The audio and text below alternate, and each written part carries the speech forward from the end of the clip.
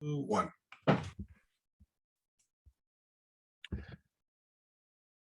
Good evening, ladies and gentlemen. If you can hear my dulcet tones or see my bearded face, you know that it can only mean one thing. That's right, I'm Mike, and it is time once again for the worst 120 minutes or so and all of sports podcasting, the Too Many Guys Soccer Show. We were a little bit derelict in our world coverage last week. It was a very, very, very busy week for many of the guys. And so we were unable to get on at all to cover it. But that's all right. We're rectifying it and we're back to here. Infect your ears this week with bigger, better, and worse. Yes, it's better and worse at the same time. World Cup coverage. Producer Stead, my normal partner in crime, is on an airplane back from Atlanta, but that's all right. I am joined by our world travel and World Cup denizen, Bayern, also Rob, also known as World Cup Rob. Rob, how goes it this evening? Looking resplendent. It goes well. Stead and I recorded a show about my travels. I don't know if it made the feed yet, but it feels good to be back talking with the crew. And I'm glad I could perhaps give some insight into some of these teams that I've seen just about all these teams, except for Morocco, I think. So I'm excited to be here. And I gotta say, I love this France pre-match shirt. Like, I really love it. Like, it's awesome. I don't know why that wasn't a design for a World Cup jersey for the US. I'm kind of upset that they didn't go with the sort of red, white, and blue kind of camouflagey look that has for the US's primary kit. I don't know whether it was because it's not a base one color. It's red, white, and blue. I'm not sure if they didn't feel like there would be enough contrast to get the names and numbers and all the logos that they needed on it. But I really, really do feel like the US missed a trick there. When I saw it, I was absolutely like, yo, you know what? That's kind of a cool design. It's a little unique. It's almost a shame that they went with it as a pre-match kit. But then again, Rob, I gotta say, in both club and country, some of the work they're putting into these pre-match kits is kind of awesome. And the benefit is you don't always get the same sort of sponsorships and logos and things like that on the pre-match kit. So, in some ways, they're even better. I'm really loving what some of the designers are doing. Oh, I totally agree. So the France pre-match kit has no sponsor. However, the USA pre-match kit has a sponsor. So you better love your Volkswagen because you'll be displaying it when you wear it. Sometimes I don't always care as much about the sponsor unless it's totally off the wall. I know there are people who still have certain feelings about Volkswagen as a company, but yeah, it is what it is.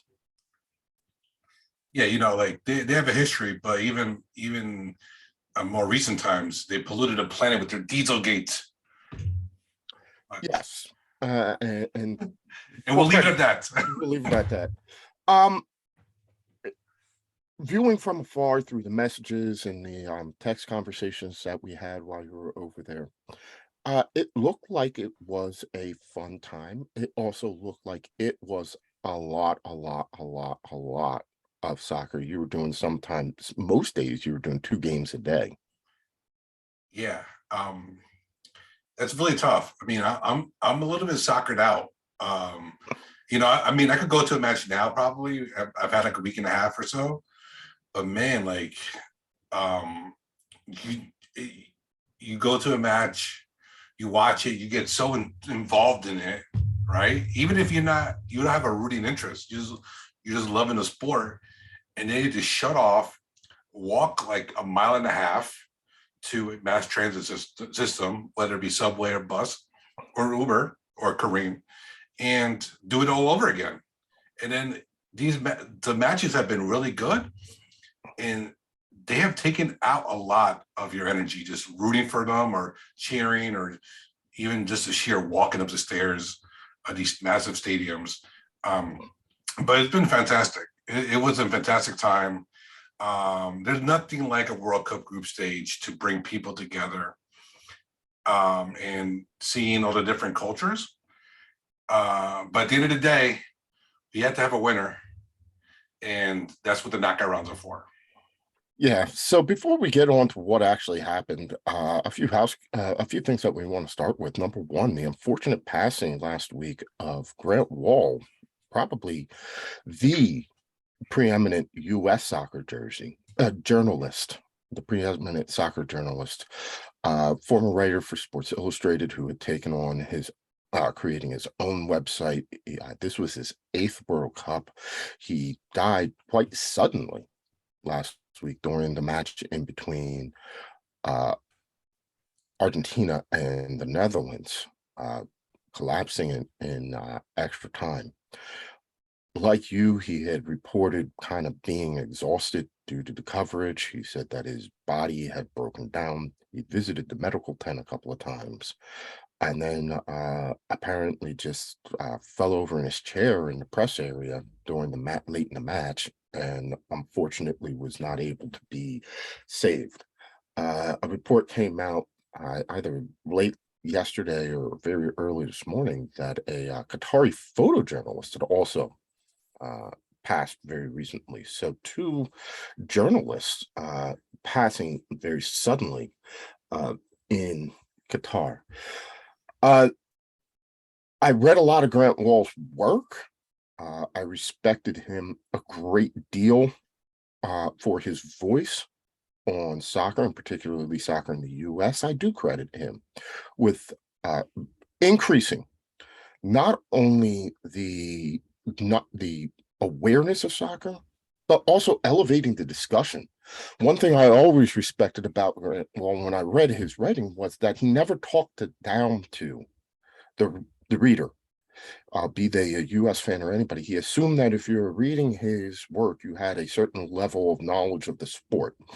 And while there were times where I disagreed with certain analysis that he had, and that's something that happens. I mean, Rob, you say stuff and I disagree with it all the time.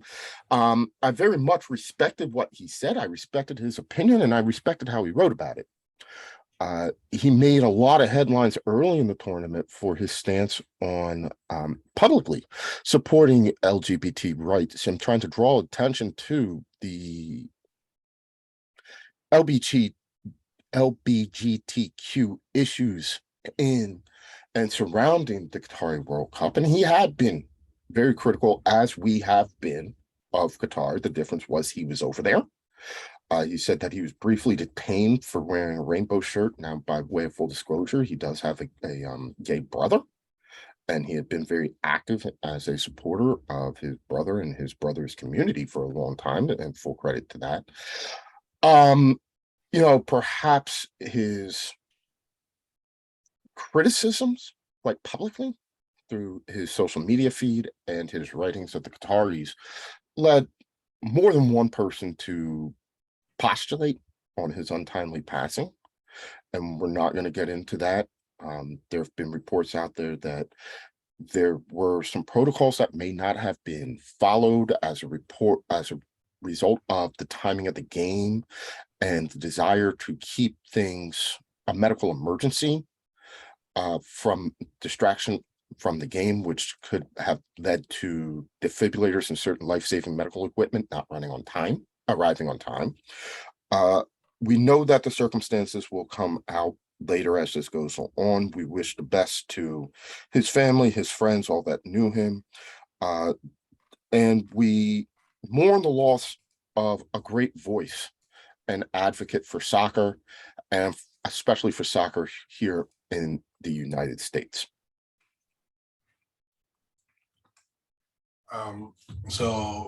So Mike, I read a lot of Grant's stuff as well. And I was a member of his founding circle when he started the Substack, because I really believed in the work. Um, like many, I didn't fully agree with everything he wrote, because he came from a different world than I came from. He came from Middle Kansas, and that wasn't my world. But I admire the fact that he carved out a space for himself to advance the game in his country. It's really courageous. He could have done, with the LeBron story, he could have continued on that, could have continued on the college basketball beat, but he believed enough in the sport to say, like, he wanted to be a part of it and advanced it. You see all the tributes on Twitter and other social media and even traditional outlets, how much he impacted people's lives, really rooted for people, mentored people. And that's going to be, his gift is going to be the gift that keeps on giving through these other writers. On a personal note, when Grant started the Substack, he made it a point to say, hey, I'm leaving. I want to do my own thing. I want to go to every U.S. qualifier, World Cup qualifier. But I need your support, because he was doing it on his own. And I believed in the project. And then as he traveled around to different qualifiers, he was almost a little bit like an Anthony Bourdain per se. He would articulate about the areas that he was at. And it really motivated me to go on my own journey. So Grant is the reason I went to Canada for USA versus Canada. I went to Hamilton and froze my behind off. He's the reason I went to Costa Rica, into that loud stadium that we were vastly outnumbered, because I wanted to experience the football culture with the U.S. and then participating in the Zoom calls that he had for founding members. That was also very nice. He took time out of his day to talk to us, even when he was in Qatar. He still hosted those. I'm sad to say that I missed the last one because I was just unavailable, unfortunately. But we always say that Grant was one of the original USA journalists who was a world traveler. Interviewed so many great players. Messi, for example, Mo Salah, when he wanted a publication to talk to in the US, he wanted Sports Illustrated, and Grant was the soccer Sports Illustrated person. So he had a lot of power and impact, and he was very humbled by it. And the world it's sad without him. It's things that he won't be in Australia and New Zealand for the Women's World Cup next year, because he was also a big advocate of the women's game. He was one of the first people who really pushed for a Women's Club World Cup to show the best of the women's game from here in the US and Canada, and also Europe and in Asia. And he really cared about those issues. So the same night that Grant got detained or held for his rainbow shirt, my friend got in no problem with a bi pride flag. So when the day that happened, I was a little bit shook. I was like, my friend gonna get detained here too. Luckily, she did not. But I appreciate his courage to battle for these issues that are important. He had tremendous courage to write about what he did when the migrant worker passed away a few days before he did, unfortunately. And he really took Qatar to task, and that takes some major cojones. And we will miss him. And I hope more people are motivated by his work to continue on and try to emulate it as much as possible. Yeah, he leaves behind a massive void in soccer journalism, the ability to advocate and to cover from such a high level. And it is one that I feel for a while we will struggle to fill. Um, Andy the Hammer, get your stuff together so that you can become the next Grant Wall because we need you. I know one organization that will never be able to fill his shoes or elevate the level of soccer journalism to the degree that he did in the US, and that would be us, simply because, look, we're just not that good. But Grant, rest in peace, and we mourn your passing, but we celebrate your legacy. So we're going to turn from there to something else that happened recent over the weekend at the World Cup, and that would be, or away from the World Cup. Rob, you have some stronger thoughts on this than I do, but it has come to, I guess you could say, a head today in an Instagram post from Gio Reyna. The story goes that apparently Gio Reyna was not performing up to the quality that the men's team and Greg Berhalter uh, expected. He was not putting together forth effort in practice or in the scrimmage game.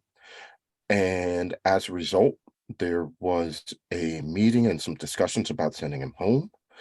There was later a vote that said to keep him. He was asked to and he did apologize to their whole entire team. His apology was accepted.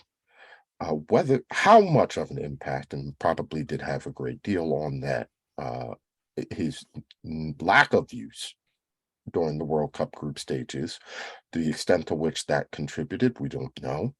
But Greg Berhalter was speaking at a leadership symposium over the weekend, and he used this example as in discussing leadership and how one leads a team in the World Cup. He did, let's be very, very clear, he did not name Gio Reyna by name. He did say, hey, look, here's the situation that we had. We had this player.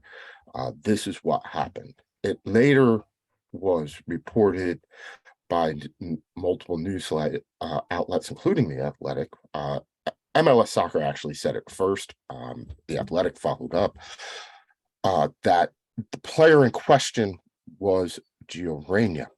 Gio had Greg has basically since said, like, look, I didn't know I was on the record.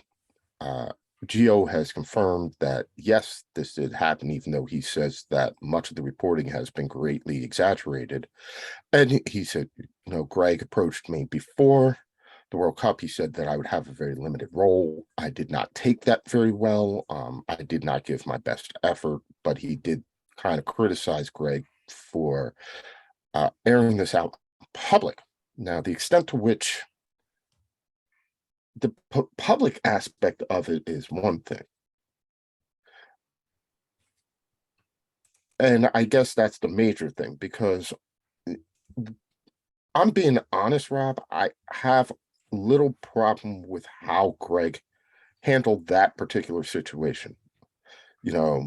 And maybe had it not come out in public the way that it did, or so quickly, I think we would have even less of a problem with it.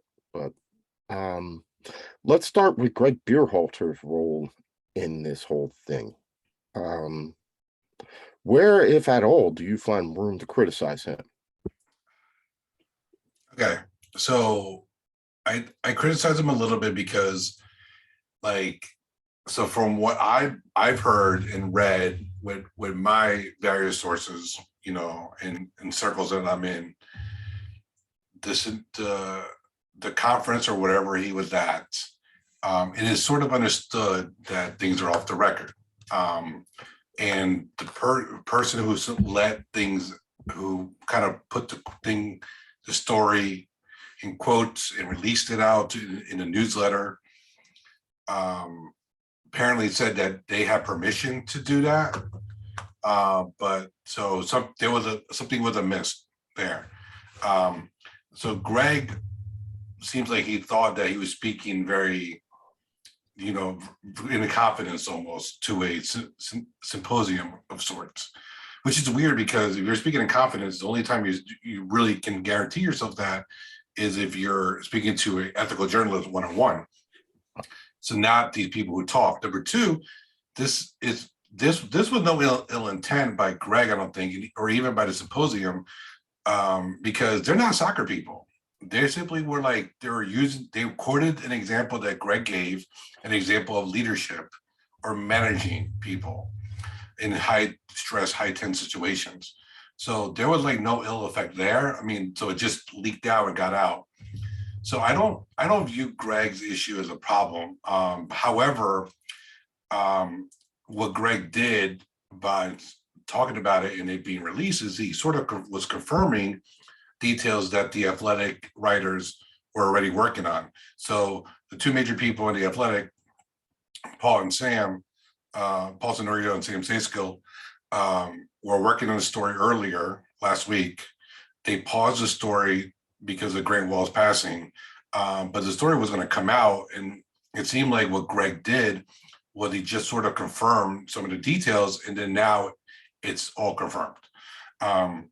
So Greg didn't do himself any favors, but for all I know, maybe Greg don't really care. But really, I really don't fault too much with Greg, because I know what he was trying to do. I know he's using it as a leadership role, but he really should use the Weston McKennie one instead, because the Weston McKennie one is we long forgiven Weston McKennie for it. His issue in Nashville where he broke curfew and he got into some hijinks. And that would have been a better example, not more recent example, because we don't know the stuff with Gio. We know about stuff with Weston McKennie. So yeah, I don't fault Greg too much, honestly. Not as much as some other people do, because people have an axe to grind with Greg Berhalter. They don't like the way he manages things. They don't like his systems. They don't like his substitutions, which is a fair argument. His substitutions were crap. But what I take it as that it seems like they resolved it before the Netherlands game, because Giovanni Reyna got a whole half versus the Netherlands.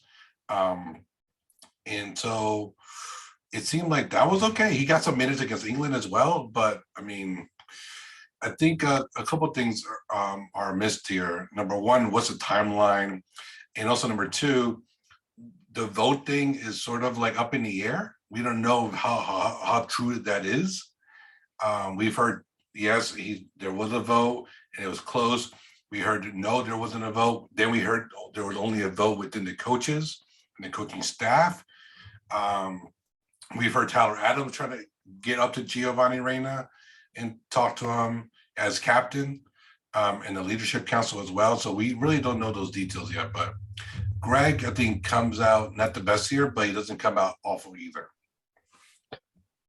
At the same time, though, if you're doing a leadership convention, if you're giving a speech, even if you're in a job interview like you and I have been, they'll ask you for examples like the one that he gave. Now, very often we understand if we're in a job interview that what we say won't be released to the public like that. Yeah. We also got to know, so the timeline, the incident aside, right? We know that there have been incidents throughout training camp, and that is something that is to be expected when you have a very, very, very young team. Let's talk about, be honest, Greg Berhalter had an extremely young team to manage, and as a result, probably had to deal with a few issues related more towards youth than anything else, right? I think if you had a more mature team, you might not expect some of this stuff to happen because they're seasoned professionals, been there, done that. This was a group that really hadn't. And throughout the qualifying campaign, Weston McKennie is an example. We've had to deal with these things. Players getting dropped, players getting their feelings hurt, players not doing what they're supposed to, players breaking curfew to go out and do things.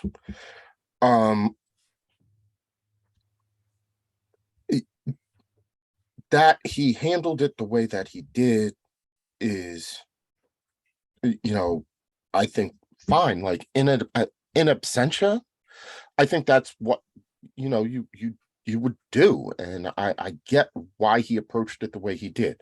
Whether there was a team vote, whether there was coaching staff vote, the particular details that everybody's trying to get into right now, I think are immaterial to that and the story. He was telling a story at a symposium that was supposed to be off the record, and why it was out in public, I don't know. Um, and he gets to tell the example however he feels like he wants to tell it. Whether or not the vote was amongst the team, whether or not the vote was amongst the coaching staff, whether it was close, whether it was distant, how that I think is almost immaterial to the fact.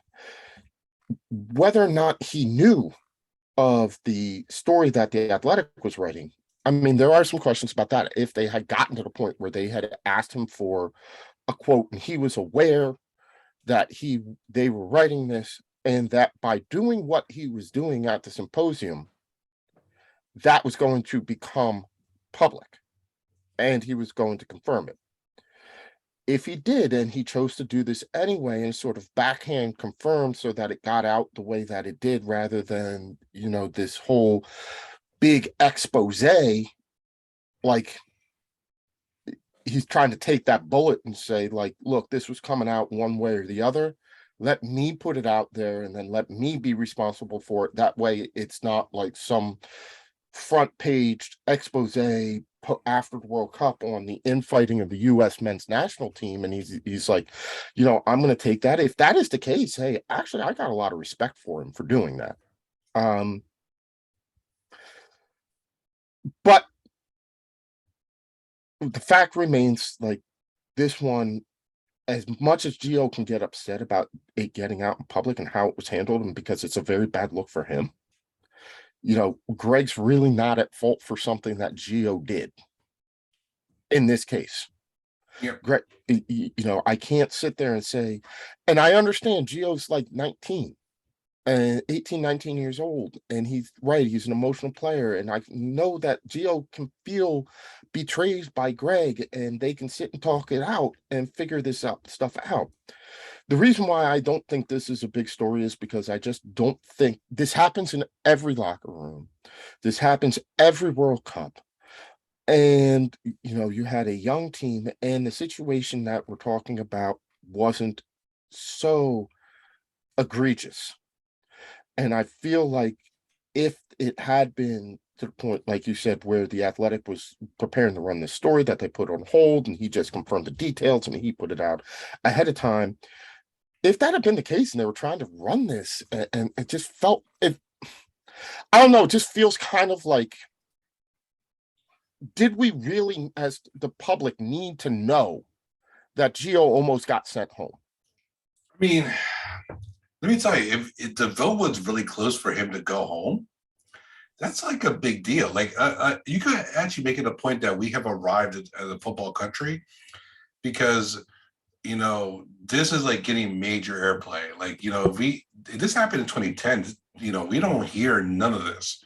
Like, even the stuff with like the 98 squad, which, there was a great podcast by Roger Bennett called American Fiasco. We didn't hear about that at the time. Really, it took years to come. Now we're hearing all this dirt, and then along that dirt, we're hearing about sides being taken, who voted for who liked who.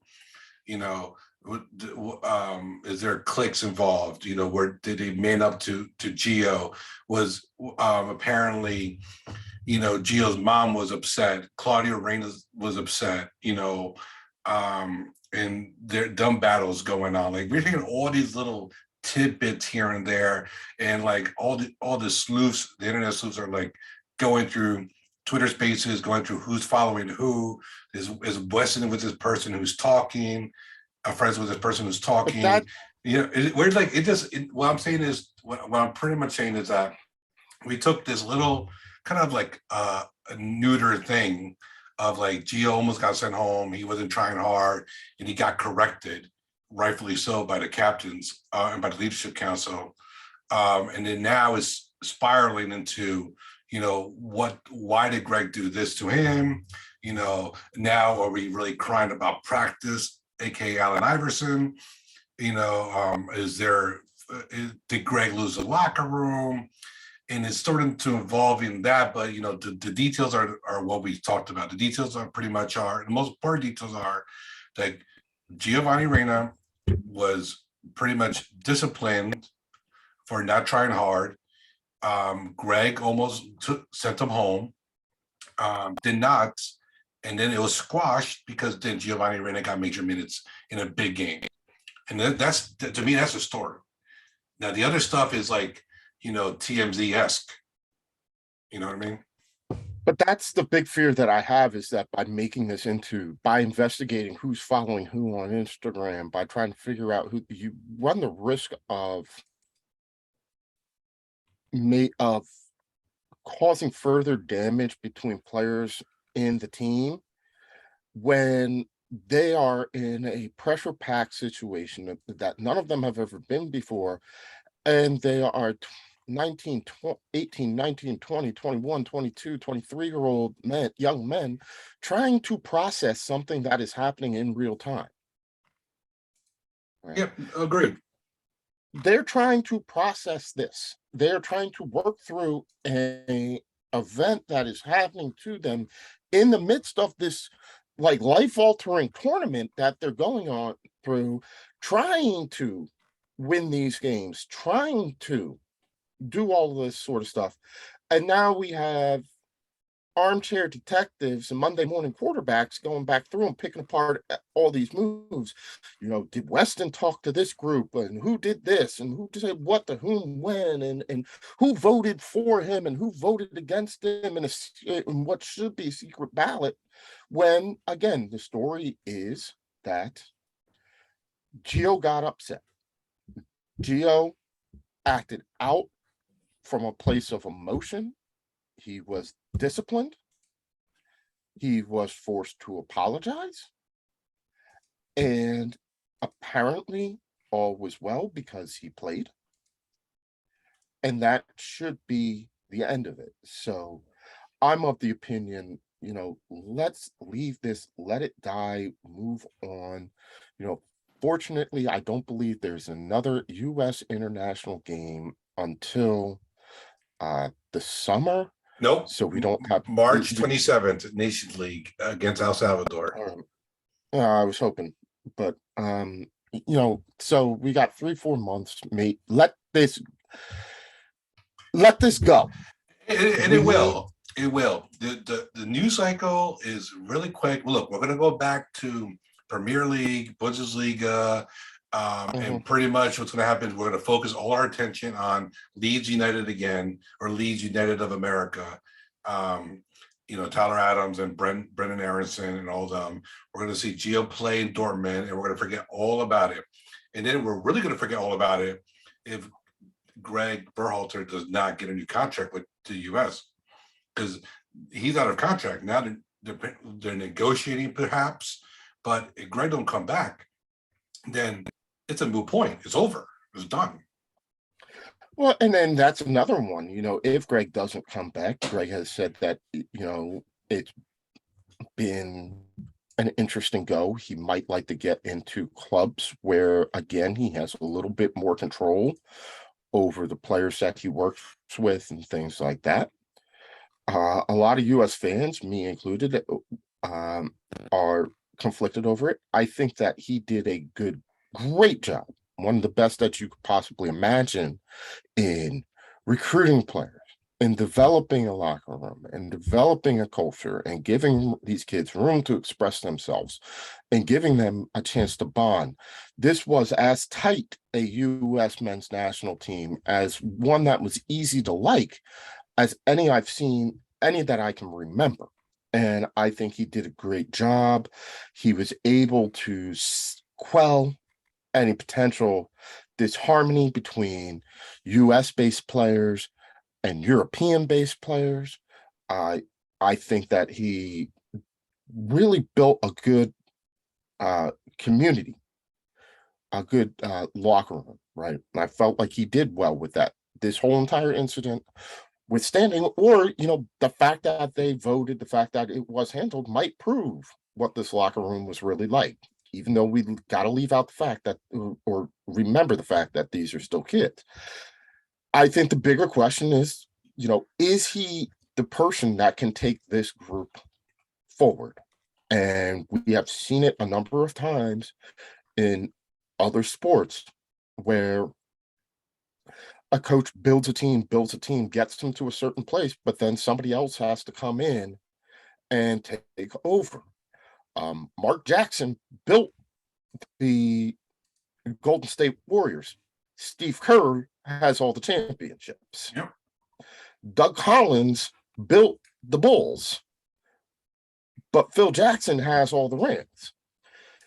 Even when you think of, and I still haven't forgiven them for this, Tony Dungy built those Bucks, but at the end of the day, the Glazers decided that they needed John Gruden to come in and take them to the promised land, and they fired him. And sometimes that's a messy business.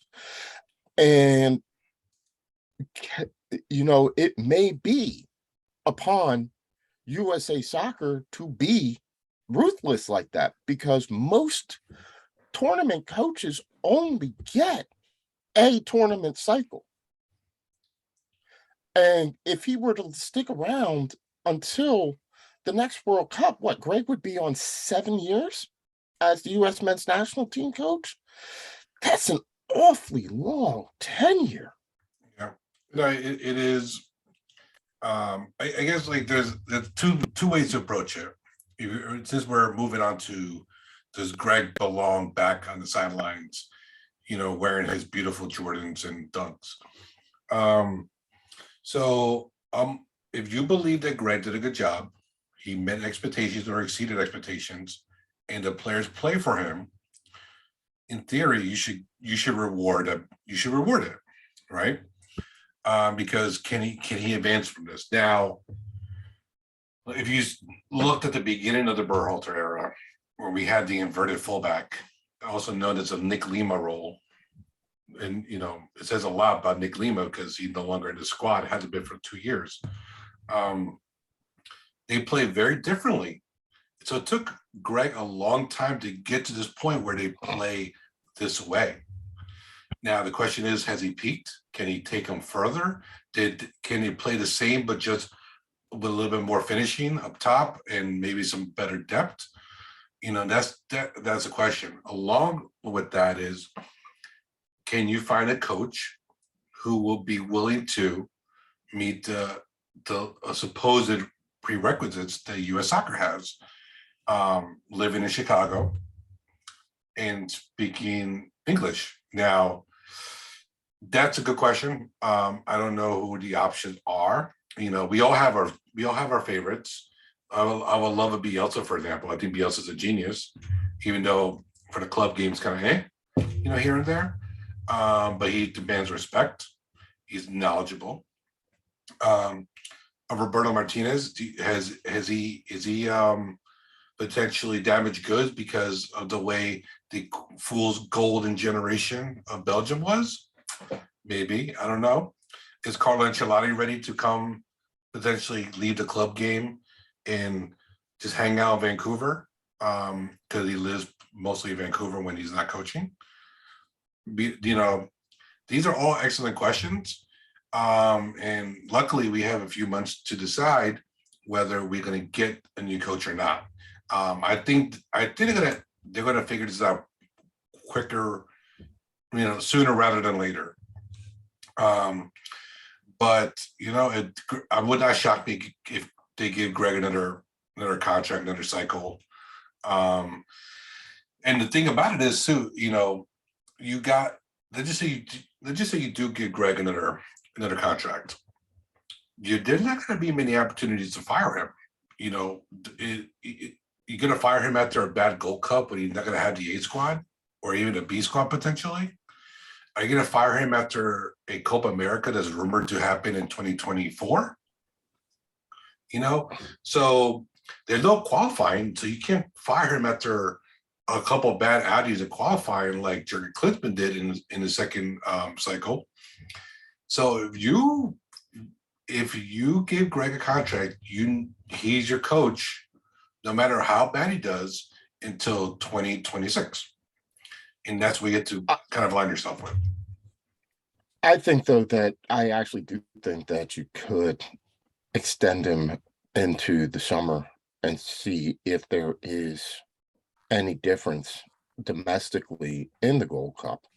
Yes, presumably he won't have your your quote unquote A squad, but we're also going into another World Cup cycle where he's going to be expanding the team. A disastrous Nations League campaign could be it. I also believe that you have to, as US Soccer, you have to do your due diligence. Now, the living in Chicago thing, I gotta believe that if the right person came along, there would be some flexibility in that, because while a national team manager is a full-time gig, it's not a full-time in the office every day gig, right? This doesn't require you to be at US Soccer headquarters every day. In fact, it requires you to be on the road quite a lot, watching games, scouting, talking to players, talking to coaches, talking to managers. So, if it was the right manager, like I can't believe for a second that if Carlo Ancelotti came along and said, "You know what? I really believe that the US is the future of soccer." And they said, "You know what, Mr. Ancelotti, we would love to have you as the manager, but," and he said, "But I want to live in Vancouver with my family." Oh, well, no, that's an absolute non-starter for us. So I think that one, but the speaking English again is a big one, because that's the common language that you're going to need to be able to communicate with. So if you can't confidently speak the language with the players, it's going to be a communication based issue with the majority of the players, because unlike so many European nations by nature, Rob, we are not polyglots here in the United States. We're not. So um we know, like, I think Roberto Martinez might be a good option. I don't think, listen, there are so many managers who end up on the street. They all get second chances. Saying that Roberto Martinez is going to be damaged by what Belgium didn't do is like expecting Louis van Gaal to be damaged by what didn't happen at Manchester United in his tenure. Sure enough, he got another job with Netherlands, which seems to be the level of where he's most comfortable, and he took them to the quarterfinals. So full on, you know, um, you can't tell me right now that even though Luis and that Spain going out, that if Luis Enrique had the opportunity to coach the national team here in the United States, that would you turn your nose up at him because of the way that uh the way that Spain went out?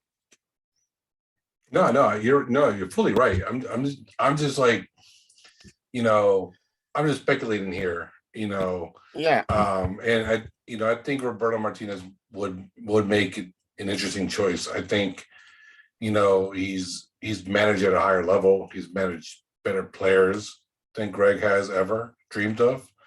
Um, and he if you listen to him on TV when he's not coaching, he really breaks down the game in a teacher kind of way. So he is teaching always. Um, but I don't know.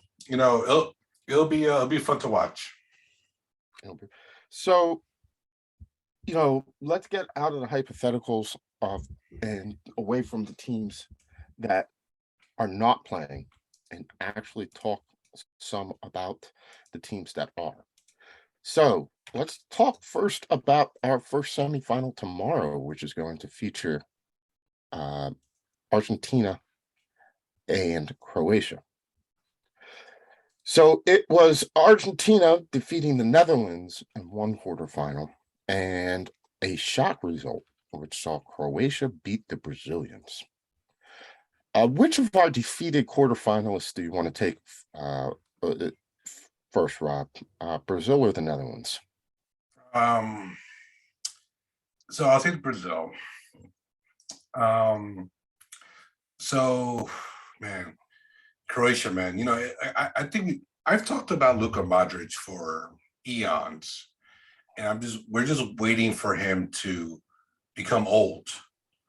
And every time I think the year has arrived where Luka Modric is going to be human again, he surprises me. He's done it about 3 years in a row now with Real Madrid. And now he's doing it again at the World Cup with Croatia. He went to full 120, by the way, versus Brazil. And they just don't quit, man. And that goalkeeper, man, just incredible.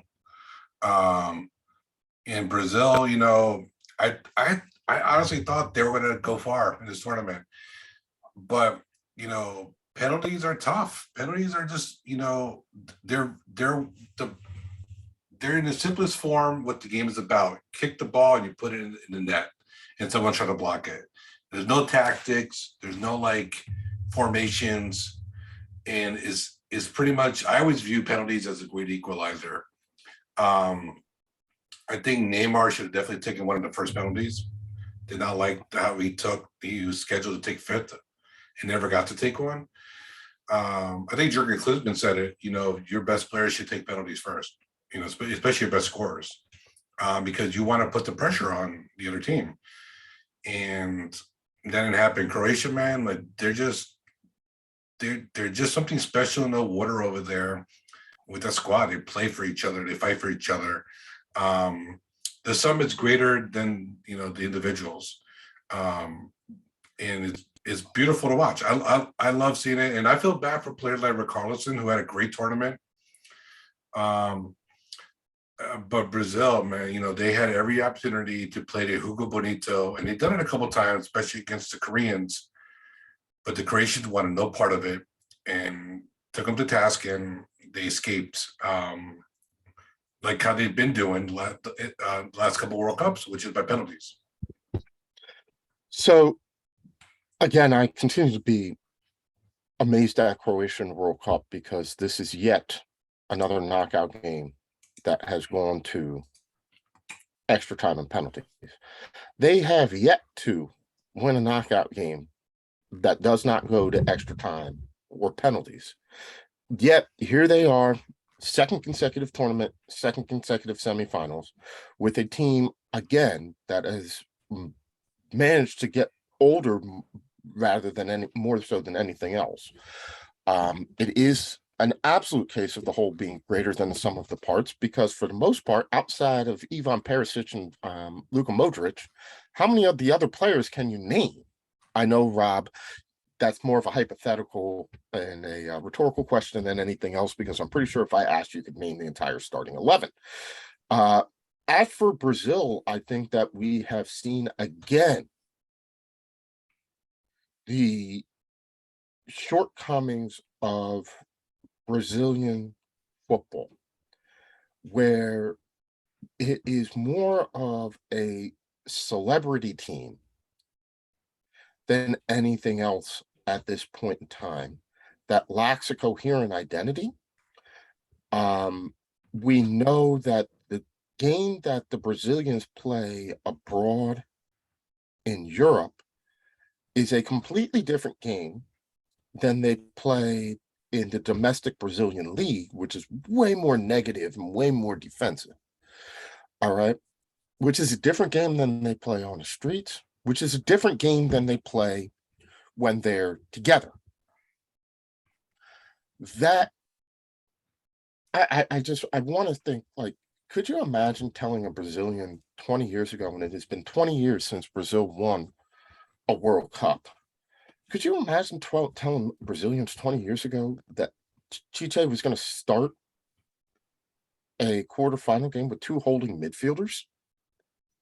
No, I mean, like the holding midfielder on a Brazilian team 30 years ago can play center forward.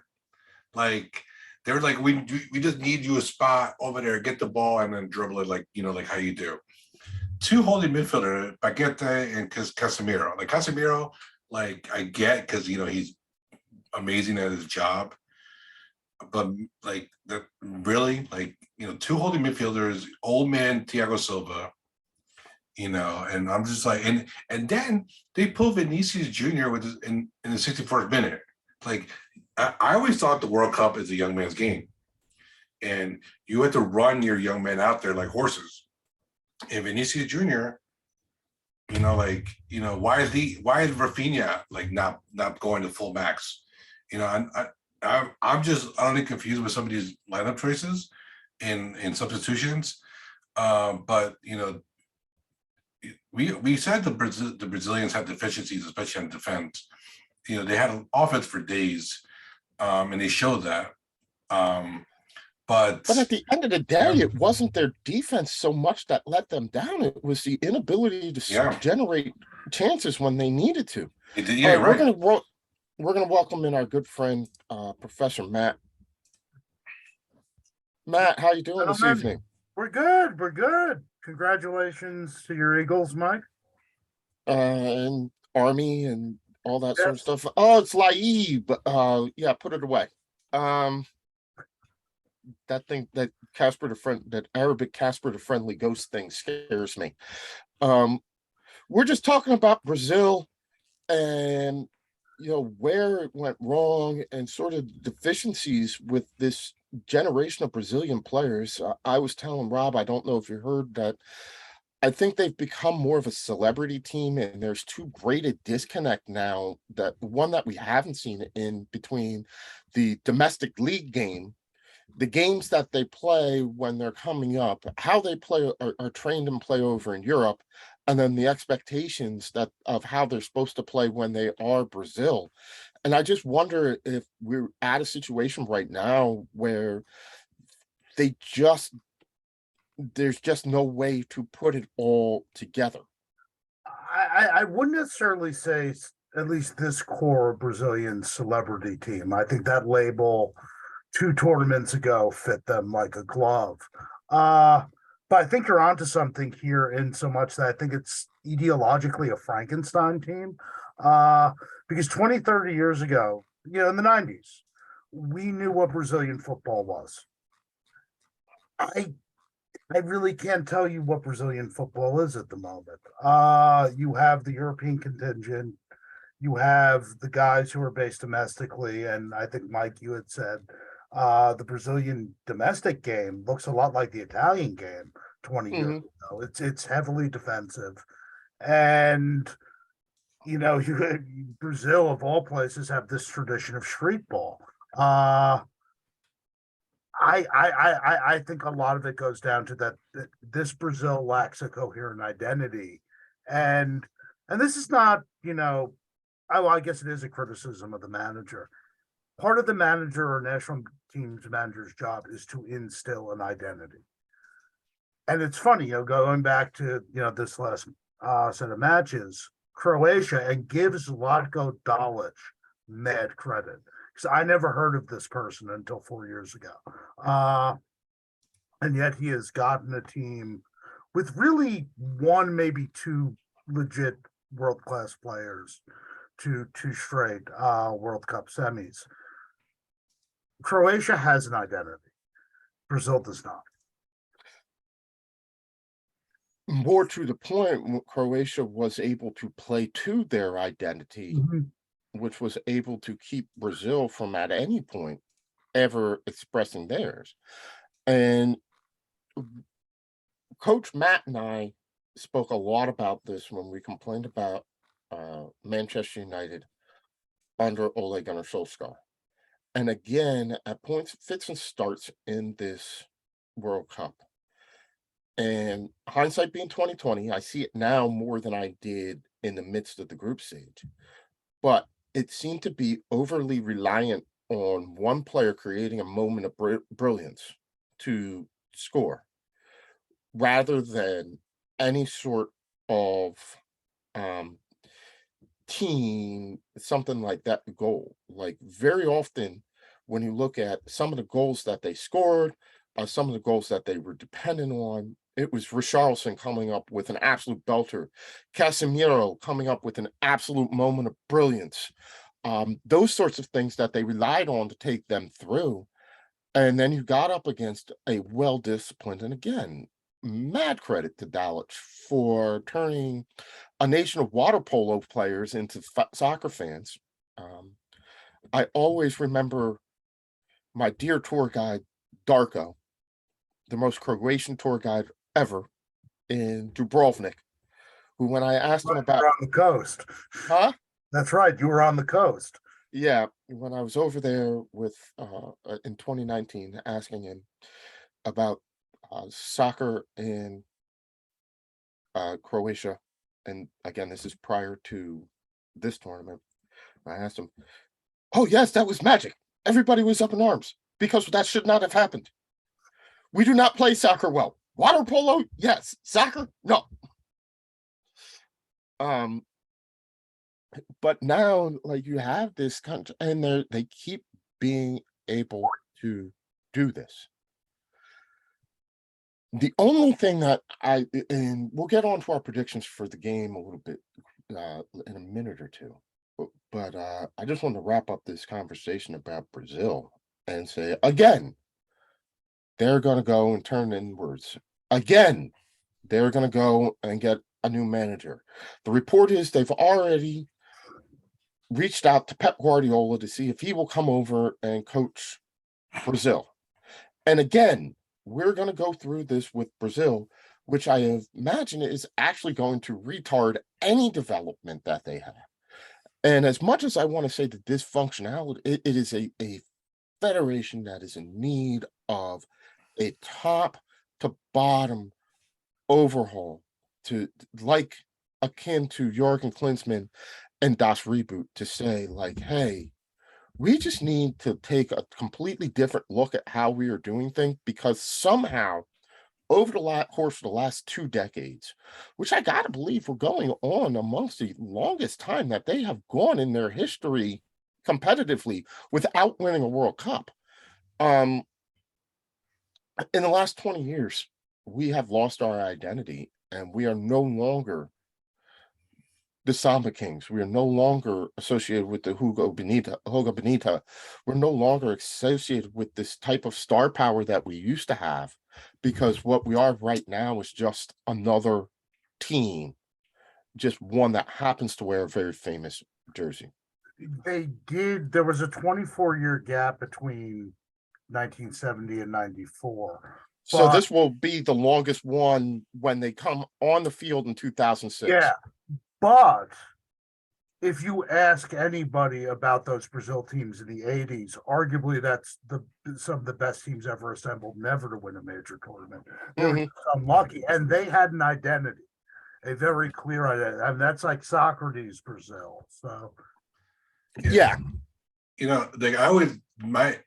Like this Brazil team, the last, since, the last, 20 years or so, it seems like entertaining was the number one goal. And if you won with entertainment, then that was okay. Right.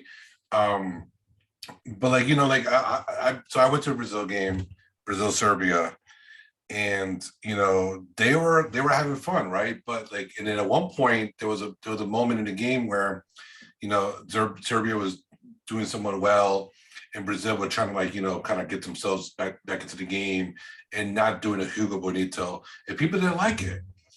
The crowd wants to be entertained as opposed to the crowd winning, and players like Neymar, they love, and Vinicius Jr., they love players like that because they wow you.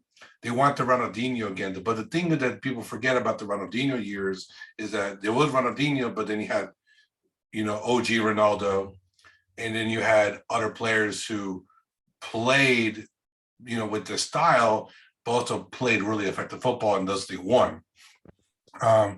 And this Brazil doesn't have it. They don't have that. They don't have that squad. I think they'll still develop. I mean, Eder Militao still looks good. You still have two of the best goalkeepers in the world who are, I believe both are on the right side of 30. Vinicius Jr. is one of the young, exciting talents. Casemiro may be 30, but he still looks like he's got legs. Like, there's still personnel. There's still a lot in there. But they do need to kind of go and look back. let's look at our other let's bid farewell to our other departed nation from this part of the bracket, Louis van Gaal's Netherlands. Louis van Gaal said that he had a plan to deal with Lionel Messi, and the only thing that I can guess was his plan was to kick him as often and as hard as humanly possible and turn this game into a updated version of the 2010 finals between the Netherlands and Spain. Because while it was all the exciting, with Weghorst coming up with those 2 late goals, including that 98+11 goal and the penalty shootout, and all the excitement in the world. The number of fouls, the number of yellow cards, I didn't think it was a well-refed game. I just thought that it was overly ticky-tacky fouls. You saw emotions getting the best of them. I almost kind of felt for the Argentinians afterwards because everybody was jumping on them for getting involved in with the bench and things like that, and how they felt like they were taunting the Dutch players. And I'm kind of like, from my vantage point, having watched what I did of the game, and as much as I did of the game, I was like, they're probably kind of like, hey, yeah, like, look, all you tried to do all game was kick us. And it got pretty blatant at points in time. All right, Rob, what do you think? I've watched a lot of Copa America games in CONMEBOL World Cup qualifiers. And that was how it was. That is exactly how you be Messi. You either man mark him or men mark him, I should say. You need multiple and deny him the ball as much as possible. Make someone else beat you, or when he gets the ball, make sure that he suffers for it. And that was commonplace. I mean, the thing is that Messi, in times when you gave him space, he would avoid those hits, and he would just punish you for them consistently. That's what makes him who he is. So the Louis van Gaal playbook to shut down Messi, which is to basically foul him to oblivion, has been tested. It has worked on occasion. And you can say it sort of worked because it got them to the penalties, which is what you don't want Messi to beat you. You don't want like a Di Maria to beat you, and this game is out of control. You want to stomp them. You want to make them pay every time they touch the ball. You don't want them to have a chance at flicking and getting momentum. The crowd's going to get into it, especially if you start with the Olays. You don't want that. And, Van Gaal needed some magic to get the penalties, let's be honest with here. But that's how you play. That's how you play Messi. And the thing is that you win some of them and you lose some of them. And they took them to penalties and they lost it. And that was their own fault, honestly. All right, Matt, jump in. Yeah, no, I gotta agree with Rob. The only way there's 2 ways you can kind of corral Messi. Either you body bag him, or you attempt to do what Poland did, and you essentially dedicate your entire defense to the man. Losing your head collectively. That's the most Dutch thing of all time. We've seen this before. We saw this in 2010. We saw this in 2006. If we want to go, OG 1974. This is what the Dutch do. And I was with some friends that day, and I was explaining, no. If the Netherlands are going to do this, the Argentines will answer back, and this is going to be a card fest. Indeed, it was. But give Louis van Gaal a lot of credit, not just for this match and taking them the full way and getting his substitutions right. Because let's be real, when he brought Van Bronckhorst in, I was like, this is the guy from Burnley, right? And lo and behold, he scores 2 goals. This Dutch team probably got as far as it could have, all things considered. If Memphis Depay is your default striker, quarterfinals is probably where you should be going at. They were definitely missing Genie Wijnaldum. The midfield wasn't, what it should have been. But no, I mean, give Van Hall a lot of credit There was, for taking yeah, a team that just a couple months ago looked like a dumpster fire. I mean, he's gotten them up. There's one thing that Louis van Gaal knows how to do, and that is how to manage the Dutch team. Yeah. And get them to the quarterfinals of pretty much any tournament that he's involved in. I think that he put on a typical Louis van Gaal type of tournament. He took them absolutely as far as they could have gone and should have gone, because even if they had, I really did not think that they were going to beat Argentina. Maybe if they could have, the way things have, the tournament broke and you got to a match with Croatia, then all of a sudden maybe the Dutch become favorites, but they did not look like the best tournament. And at the beginning of the tournament, gentlemen, I said, watch out for Cody Gakpo. And by all means, I mean, he was the star of that team. He was the name that was on everybody's lips. And as far as young players go, in this tournament who have made an impression on everybody and doubled, tripled, quadrupled their price tag, Cody Gakpo's at the top of the list. I mean, United wanted to get him for about 30-40 million in the transfer window. I think Leeds almost had something for him. I mean, that price has got to be 80, 90, 100 million now that everybody's seen what he has done. So we bid a fond farewell to the Dutch, and we move on to talk about the two teams that are left standing. Croatia, tournament darlings in 2018, 2022, pulling the same stuff, have yet to win a knockout round game in 90 minutes in either tournament, which is frightening. Going up against Lionel Messi, trying to turn back the clock and take this Argentine team to the promised land. He is on the doorstep of his second World Cup final. And to be honest, he has as good a shot at making the final and winning this one, I think, as he did. I would have said, Rob, and I'm sure that you agree, I think the German team in 2014 kind of demonstrated to us in the semifinals just how good they were. And I was not as impressed by the Argentines at the same time. I think it was like Lionel Messi and everybody else around him. Again, I don't think this is by far the most talented Argentine team that I've seen them sent. Lionel Messi, as much as Diego Maradona is a god in Argentina, I wonder if every once in a while Messi just spits out his image and says, "You screwed me in 2010," because that was an uber talented Argentine team in South Africa that they kind of just punted on by letting Diego Maradona manage it. Apparently, God told him to take this stone-footed defender that didn't play a single minute, and he couldn't figure out anything else, like the team selection, everything. But the team of destiny versus the team of Messi.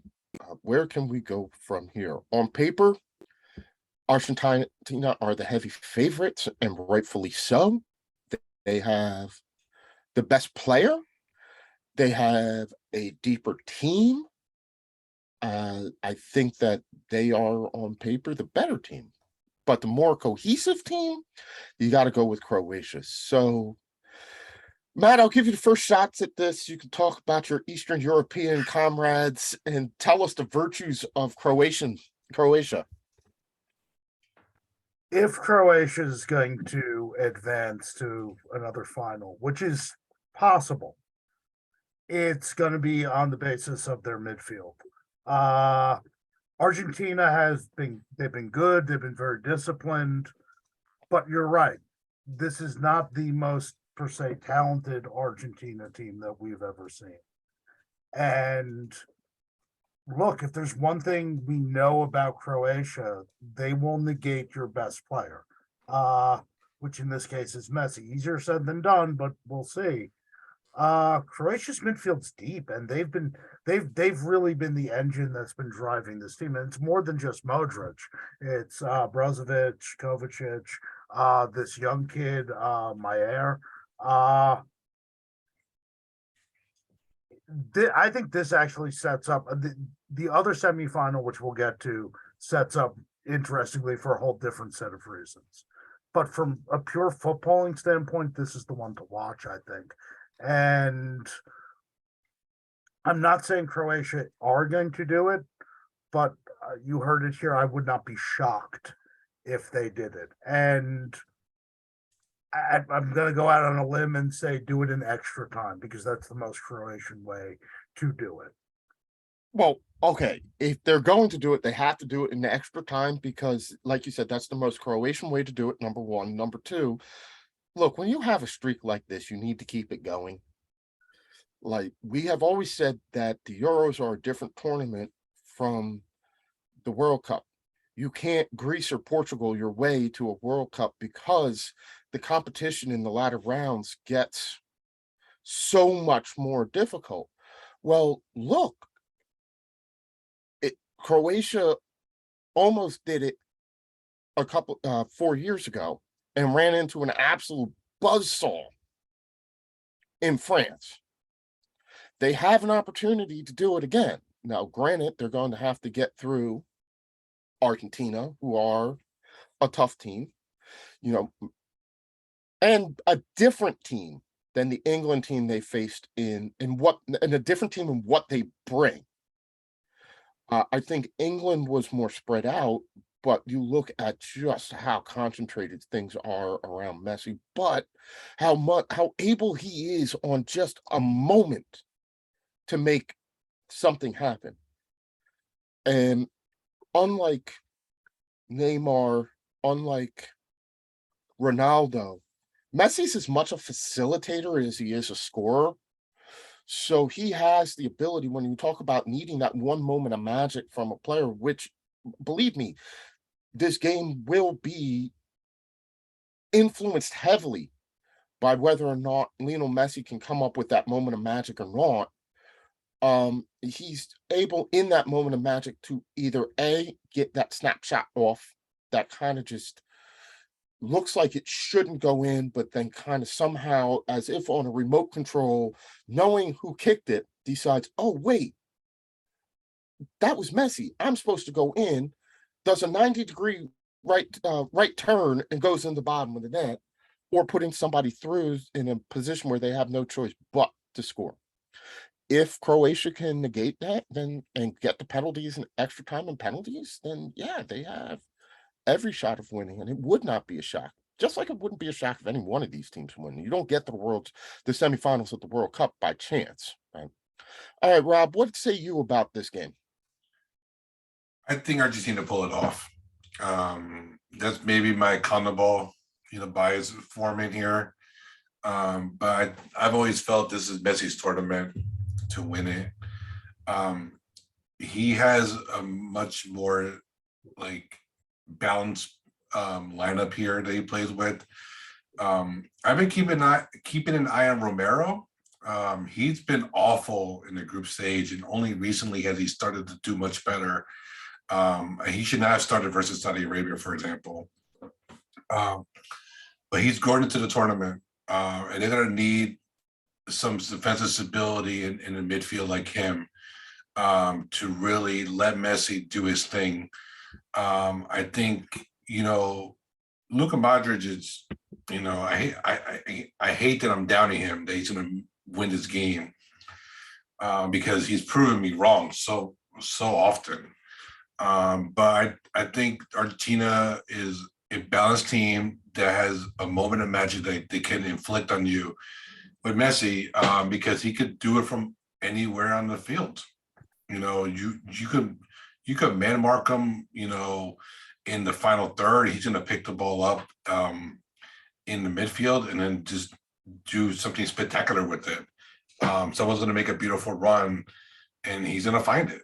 And you still have Di Maria still playing. I know he's not a spring chicken anymore, but he still has a moment of magic in him. I think that Martinez, the keeper, is going to keep him in the game. Just like Livakovic, is going to keep Croatia in the game as well. But no, I think Messi wins it, gets to a final once more, because Argentina is going to win it in regular time. I really do. It's Messi's year. It's Messi's tournament. It's time for him to dispel the Ronaldo comparisons, even potentially dispel even the Maradona comparisons, and win one here. I mean, he's going to get another shot at the final. Rob, did you want to say something? I'm sorry, Matt, did you want to say something real quick? Yeah, Rob brought up, for me, outside of Messi, Argentina's star man in this tournament, which has been the goalkeeper Martinez, which, geez, talk about 2 years ago, we would not be, I would have laughed at you if we were having this conversation. Well, I have a feeling that somebody with the surname Martinez is going to have an impact on Argentina's fortune, which leaves me, yes, because I've got Emilio Martinez, Lisandro Martinez, and Lautaro Martinez that I can go to. Anyway, I jest. Let's turn over to the other side of the bracket, which will see France take on the surprise team of the tournament in Morocco. Morocco, the first African team to get a point, the first African team to make it to the knockout rounds, now the first African team to make it to a semi-final, carrying the flag for both the continent of Africa and Arab nations. Rob, when I was watching the tournament, it really looked like Morocco just had a massive, vociferous, boisterous, name all the adjectives, crowd that was following them throughout the tournament, and they have just been energized by this throughout this run.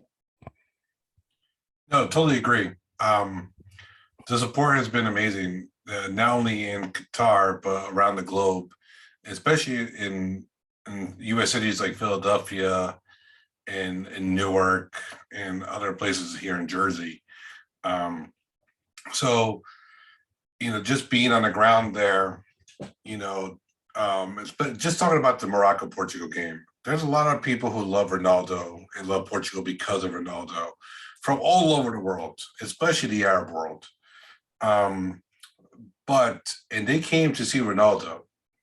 But let me tell you, they did not cheer for Ronaldo. They cheered for Morocco.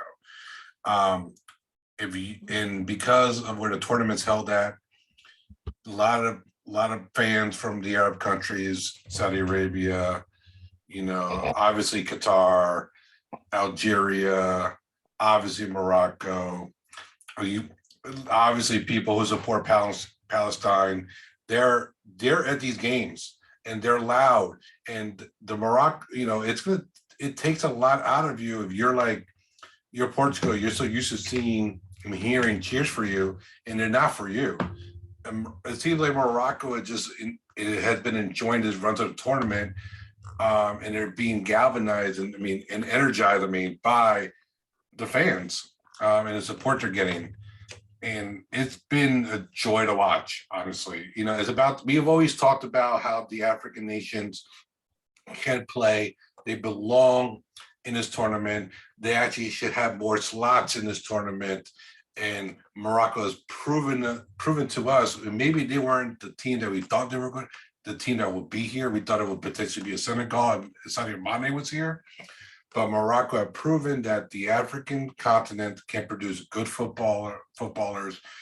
The Moroccan coach proved that African coaches belong in the biggest stage. And honestly, once Morocco got that goal, that it was over. It was over for Portugal. They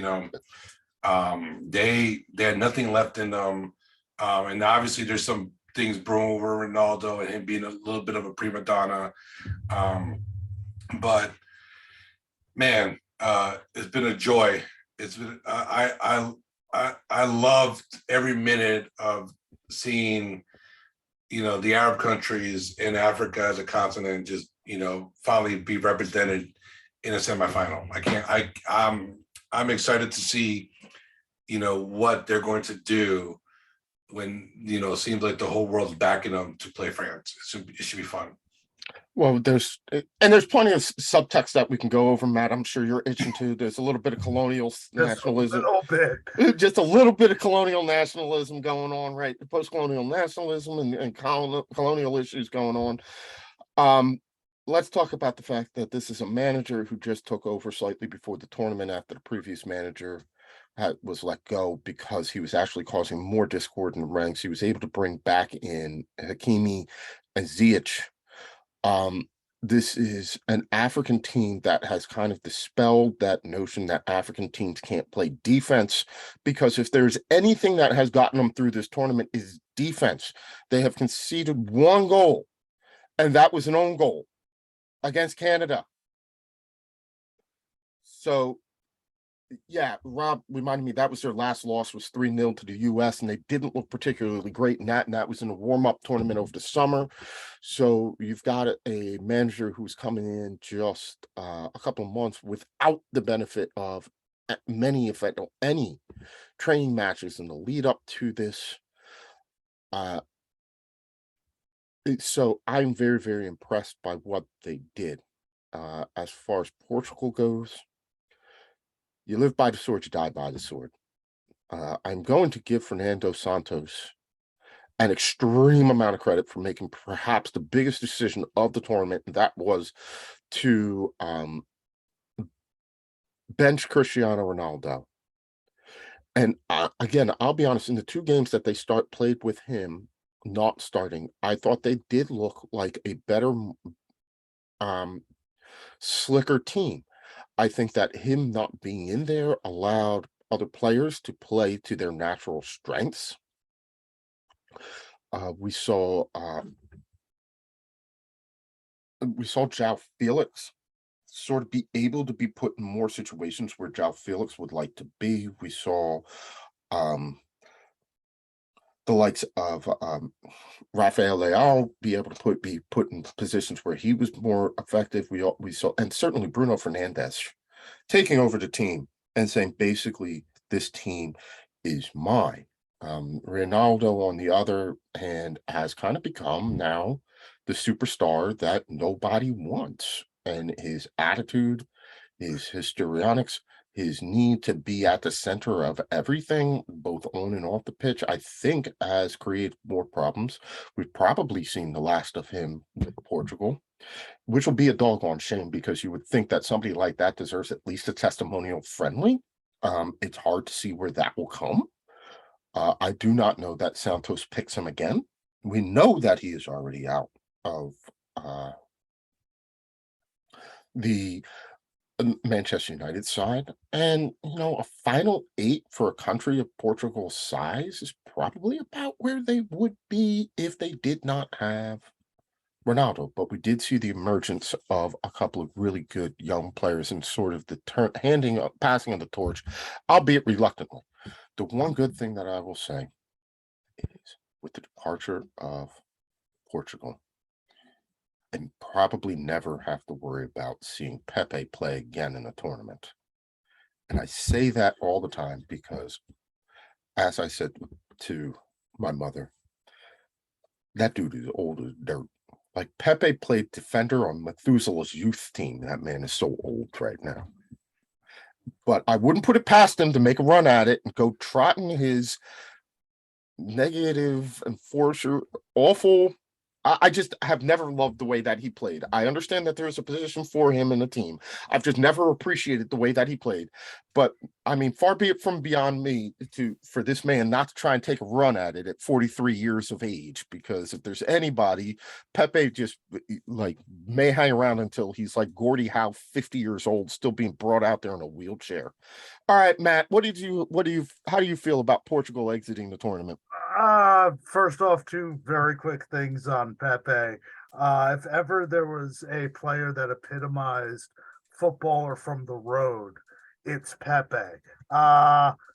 the other thing is, talking about the age, I think it had to be the Morocco match. I was texting with our dear old friends Andy Miller and Mark Karras, and at one point Mark's just like, "Wait a minute, Pepe is older than I am," and I was like, "Yes, yes, he is." Uh, going back to what you were saying, yeah, I'm actually going to give Santos a hell of a lot of credit because he did what you and me were trying to convince Chelsea Mike he should do at the beginning of the tournament, which is free this team from, and it's not even just, you know, the formation and getting guys in better position on the pitch. It's the mental cloud, the mental ball and chain that is Cristiano Ronaldo. Uh, and again, you're using him as an impact sub. This is it's weird because on the one hand, about a year ago, I was saying that Portugal was a legitimate, I shouldn't say favorite, but one of the 4 or 5 teams I could see winning it. Uh a combination of injuries, some strange omissions from the squad. My expectations were pushed down a little bit, but moving forward, I think they can only be happy. The again, the ball and chain, and again, the emotional ball and chain of Ronaldo is for better or for worse gone. Bruno Fernandez has emerged as the leader of this team. And I mean, there's a lot of young talent there. Perhaps not on defense. Maybe they have to take Pepe again in 2 or 3 years' time. But there's a lot of young talent there, and I think they can actually build on this. It's like Rob was saying, they were up against not just Morocco; they were up against a continent, a fair chunk of the world, and most of that stadium. So, I, I I think if you're a Portuguese fan, I think you're coming out of this more glass half full than glass half empty. So let's turn our attention to the other defeated quarterfinalist.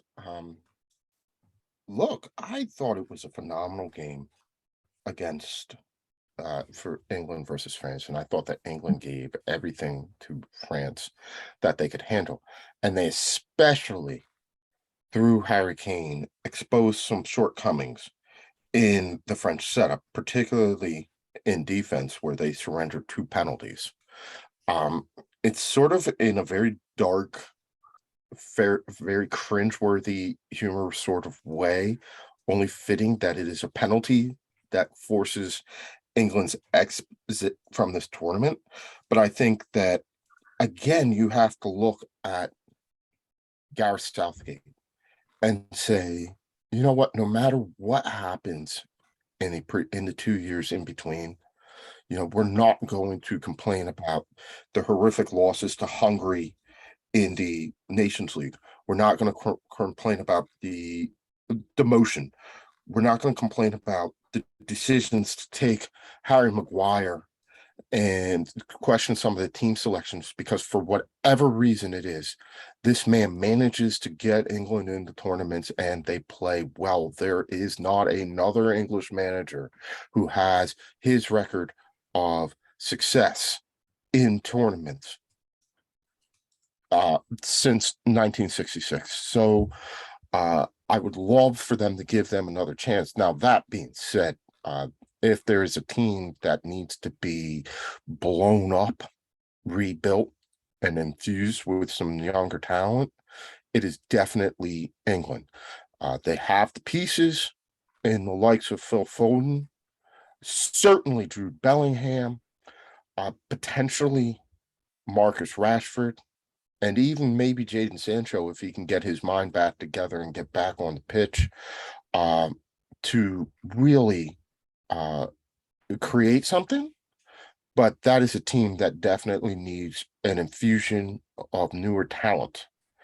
I know that Harry Kane, because of the nature of how he plays, will always be an integral part of that setup until they find somebody who can do what he does. And there aren't many people around the world in soccer who do what he does. but they need to this is a sort of moment where it's a changing of the guard. I really hope that they are able to stick with Southgate and realize, yeah, this marriage, it's a marriage. All of us are married. We realize that marriage, unlike dating, is a completely different beast. It takes work. There are days where you love your significant others. There are days where you want to curse them out and spit on the ground that they walk on. But you resolve your differences and you never go to bed mad. So we're going to think about the tournament fallout like that, going to bed mad part. We're going to hold hands. We're going to sing Kumbaya. We're going to air the grievances in the spirit of Festivus and then come back and take another go at it. So I'll start in reverse, the different order this time. Matt, I know you're not the biggest England fan, but I know that you hang around with a lot of people who are. So how are you feeling about this exit? Well, it's always Scout's not English, but I gotta give Gareth Southgate a lot of credit for as much crap as I gave him going into the tournament and during the group stage. You talked about this infusion of youth. I think an infusion of youth, but also an infusion of new ideas. He completely and utterly overhauled the midfield. And once he did that, this looked like that defense offense balance that has been so out of whack at times under Southgate. All of a sudden you had balance. And going out because you miss a penalty, I mean, that's England. But, and you said it too, Mike, I don't think you can replace a Harry Kane, because Harry Kane in some ways is one of the more unique strikers I've ever seen. Big guys shouldn't be that athletic. You have Jordan Sancho. That midfield, I mean, if you think of that midfield, in 4 years, that midfield potentially is prime Jude Bellingham, prime Declan Rice, and if he can get himself back together, Calvin Phillips. It's a pretty goddamn good midfield. I'd take that midfield any day. I think you have to keep him because for all of, oh yeah, he took it. Look, Greek Island Bunga Bunga Man is different when he plays for England. When he's United, different story. The one thing I can slightly criticize him, at least in that last match, is I think he made his substitutions a little too late. And I may have made some different substitutions, but no. I think England fans should be angry or ruining this tournament because had they gotten past France, I think England's your favorite. But kind of like I was suggesting about Portugal, I think the future is bright. And unlike some other teams that have some, really exciting young talent, I think England has the manager. So I'll leave it at that. All right, Rob, give us your thoughts on England as they depart this tournament. I was very pleasantly surprised by international Interpol criminal Harry Maguire, his play this tournament, because I was like, where is this Harry Maguire for United? Like all Manchester is like wondering, like, where is he? Right? He played a good tournament. I gotta feel bad for Harry Kane. Gareth Southgate obviously, wanted Harry Kane to take both penalties. And normally Harry Kane makes those. And it's a very high pressure situation. So it's tough. So I feel bad for Harry Kane because I root for him. I root for him to get silverware one day, but not with Spurs. And they have a good squad. I like Matt said, I'm surprised by their subs as well. I think Grealish and Rashford should have been coming sooner somehow. I'm pleasantly surprised, and let me rephrase that. I'm not surprised. Y'all should be surprised about how good Jude Bellingham is take away the USA game where he was invincible, and to me, Jude Bellingham is a star, and it's about time some of y'all folks who are obsessed with the EPL see that. I don't think there's any chance that we haven't seen that. But I mean, I think everybody knows just how good Jude Bellingham is. If you watch England, if you watch the Bundesliga, if you follow the coverage even in passing, it's impossible to not know just how good Jude Bellingham is. And he's been fantastic this tournament. Loved every minute of it. And he started most of the games, if not all of them. I think, I see Sterling in the squad, and I'm just wondering why he's contributed nothing. But that's where we go with Yeah. It's time to bring some new guys in. Yeah, and and as much as I'd like to knock Jack Grealish, I think he should have played more. I think, like I said, the World Cup is a game where you need, all these high energetic players. He's a talented player. But like Matt said before, like Gareth Southgate I think he should get another chance, especially at the Euros. They're good enough, and they got to the final of the Euros, and now that all these kids are getting older, more mature, more experienced in the international tournaments, the Euros, they have to be one of the favorites to win it, and Gareth Southgate deserves to take them there and see how they do. So I've been impressed with England. This is not your Wayne Rooney's England, where they all just are infighting. They play for the manager. They play cohesive ball. It's a shame that they're out, but once again, England, the quote unquote inventors of the game, still only have one international trophy. Let's be clear.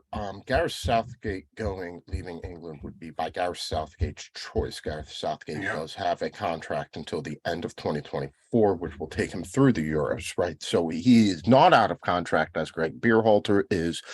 The English FA have not made any indication that they are going to terminate this contract and 2 years early. And if they did, we would have to have them checked, because if I were US Soccer, I would be on the first thing smoking to come get him. Yep. So it is totally up to him. All right, we are going to welcome in Chelsea Mike, our good friend.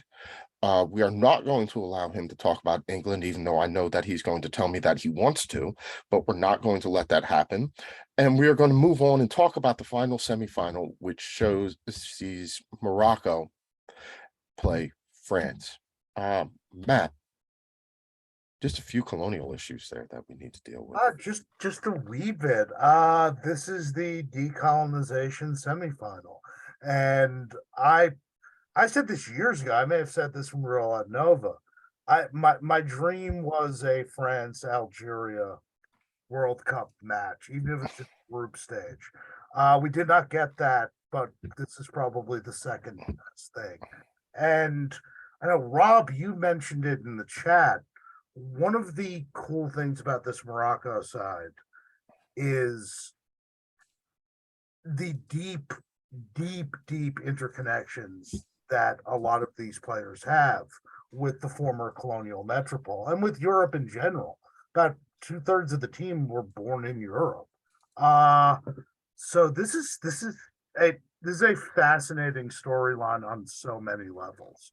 And it's a semifinal that I've been wanting, at least since the round of 16. All right. Mike, you told us watch out for Morocco. Yes, we kind of laughed at you. You told us watch out for Morocco, and we kind of laughed at you again. Here's your chance to gloat. We should have watched out for Morocco. Look, I can easily sit here and take credit for, advocating for Group F. By the way, only one group has 2 teams left in it, Group F for life. I didn't think that Morocco would get to the semifinal. They're on an amazing run right now, but they've been playing astounding defense the entire tournament. They've only allowed 1 own goal. The way that they they've just been locking it down. I've been monitoring their tactics. And against Spain, they sort of compacted. And it just, I mean, Spain had their possession was just worthless. We've been complaining about that on the show since the Euros last year, that Spain is possession without intent. Well, Morocco really just made them possession with like almost worthless possession. And they were good in the last round too.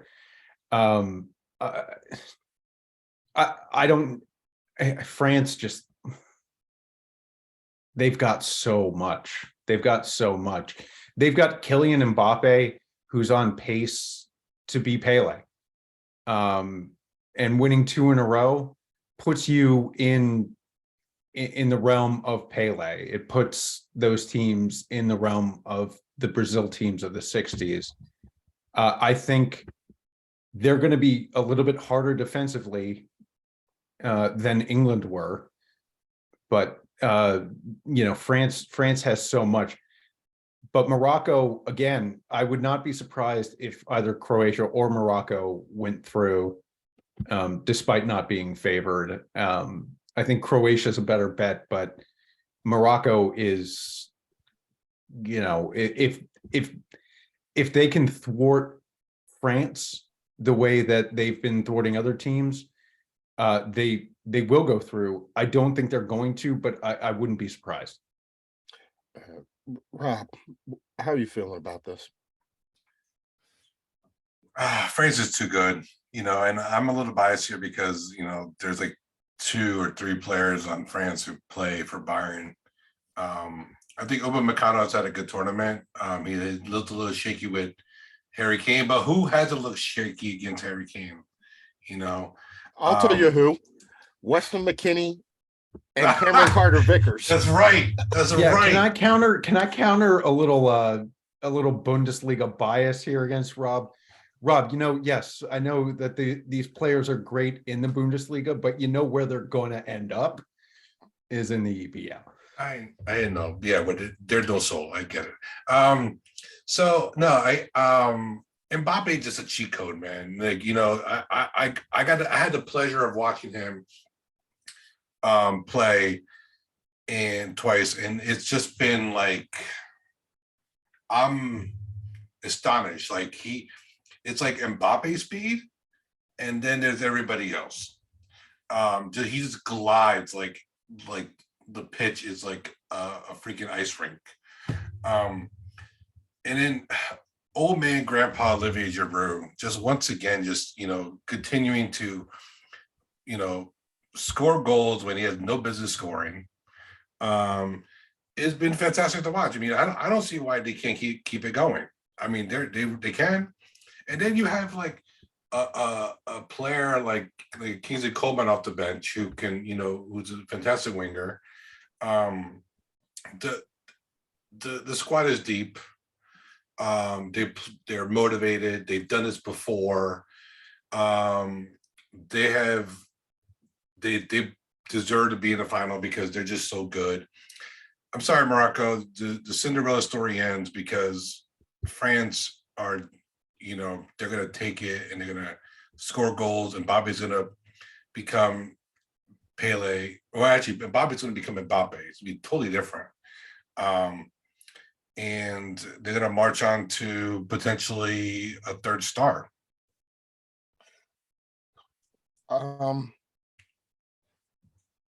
I am very impressed by what France has done pretty much throughout the tournament, right? I did not think that they had a run like this back in them. What I had seen from them, the list of injuries, the changes that they had made, I just hadn't been overly impressed with them coming into the tournament. But much like England, how they played leading up to the tournament, how they play when they get into the tournament are 2 different things.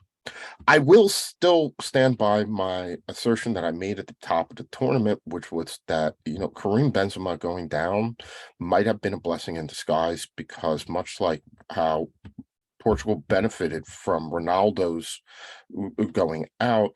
I think that so much of what had plagued France was trying to play through Karim Benzema, and you can't leave the defending Ballon d'Or winner out of the squad entirely, even though they had managed to do that for 7-8 years prior to this. I can see where it has allowed Antoine Griezmann to fill up a more central role that he likes. Giroud is going to pull players in more, but he's also going to stay out of the way of the likes of Kylian Mbappe and Ousmane Dembele when they play. Tchouaméni has really impressed me throughout this, as has Camavinga, but that's what happens when you're on the roster for a team like Real Madrid. I'm gonna tell you what though, Rob, Mike, and Professor Matt. Marcus Thuram,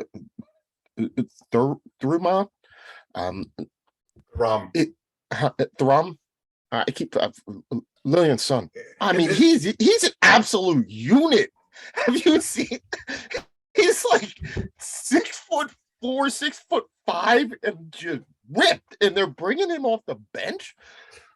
And that's where I see the difference in a team like France and a team like Morocco. You know, if Morocco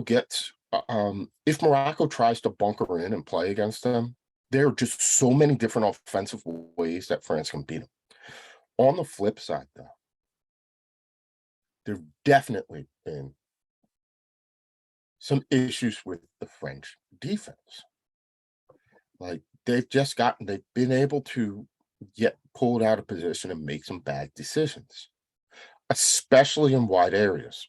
So, Mike, you feel as though if Hakimi and Ziyech can get down the wings and put some pressure on them from those kind of like wing back spots that they play, because they are the primary width in this team, even though their natural position, kind of winger, fullback winger, whatever it is that they play, they are the primary drivers of the width. If they can get down there and they can put pressure on these outside defenders for France, I think they can force another mistake.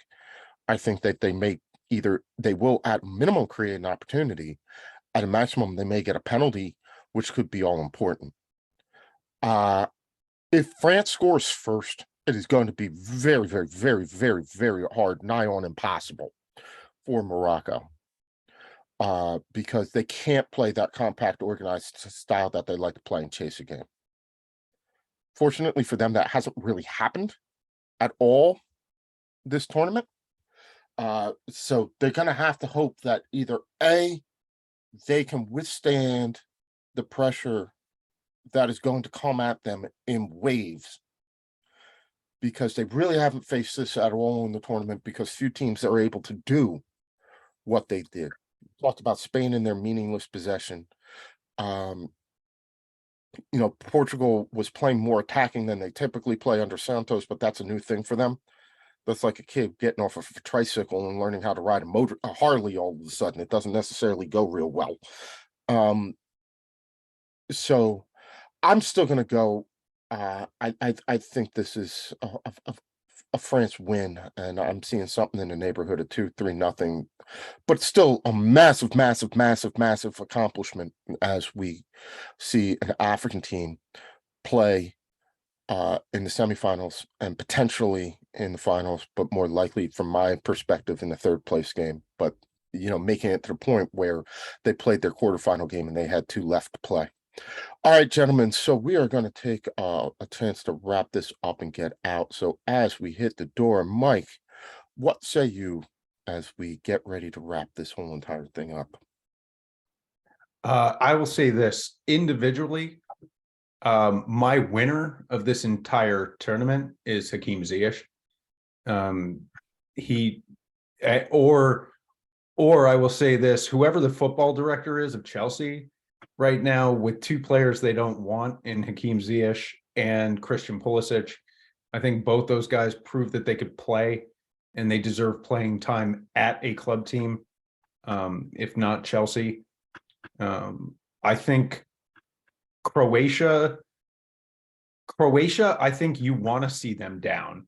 You want to see them losing because they're just a never say die team and they're going to fight till the end. I would love to see Lionel Messi win this tournament. I think it just gives him that thing over Ronaldo. And I've just personally always hated Ronaldo for the reasons that you love him, Mike, and hate him now. But I really just France, man. Wow, they're so good. Doing it without N'Golo Kante. Without know, Paul Pogba, without anybody. Yeah, I mean, but I will say this, finally, this is thus far has been maybe my favorite World Cup, not where it's at, not all the off-field stuff, but on the pitch, the games have just been so good. It's been enjoyable all around, and I can't wait to see how this round and the final play out. All right. Professor Matt, give us your thoughts as we get ready to wrap up this show. Sort of to piggyback on what Mike just said, I don't know if this is my favorite World Cup, but it's one of the best tournaments I've ever seen. And even though I don't think we're going to have either of these two teams, I think maybe we'll have one in the final. The fact that Croatia and Morocco have gotten this far bodes well for the expanded tournament. For all of the naysayers who, want to gatekeep and keep this tournament really European or really South American, for you, legit. For And those of you listening, by the way, on the podcast, he gave the finger there. Just I didn't feel the need to point that out. yeah, but I did.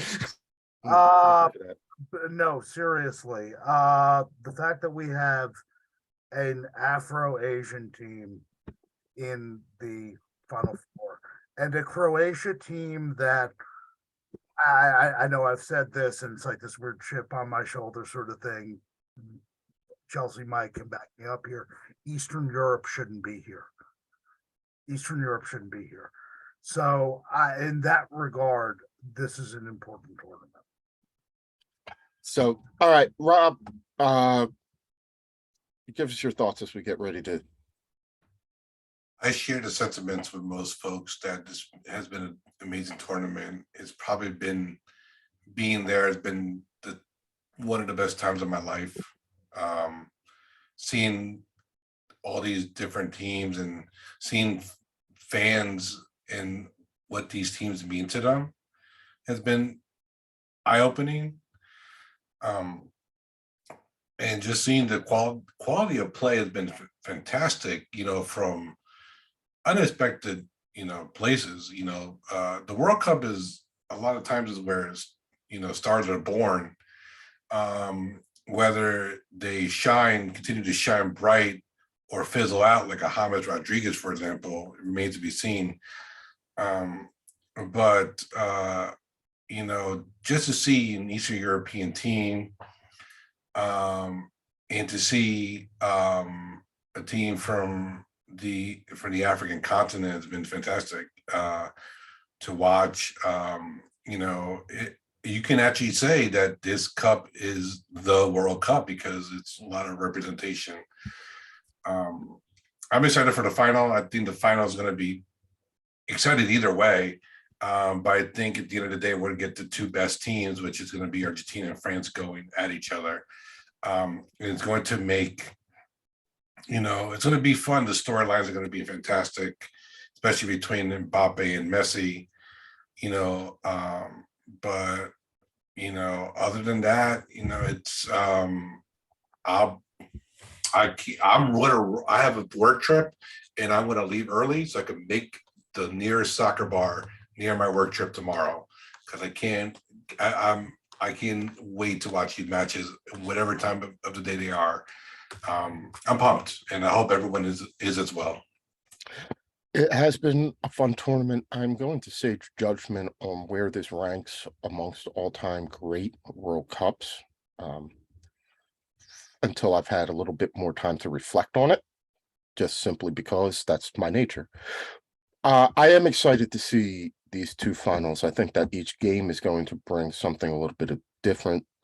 And the one thing about World Cup semifinals is that they tend to, each one has its own personality, each one has its own nuances, and they tend to be very tense, very uptight affairs. And it's going to be a great watch. I'm very excited for the next couple of days as we get ready. So we'll be back later on in this week, probably Thursday, after we get a chance to see who will be contesting the two games on Saturday and Sunday, but in what order they will come. We'll wrap up the semifinals and give our reflections as well as preview the final ahead of this weekend. I want to thank Professor Matt and Chelsea Mike for joining us, and especially World Cup Rob for coming on, filling in for Stead, and running with me for this entire 2 hours. Gentlemen, it has been great. We did all right this week. We'll try and do better next week. So for the cast of the Too Many Guys Soccer Show, I'm Mike, and have a good evening. Oh, put that thing away. That thing will like scare me.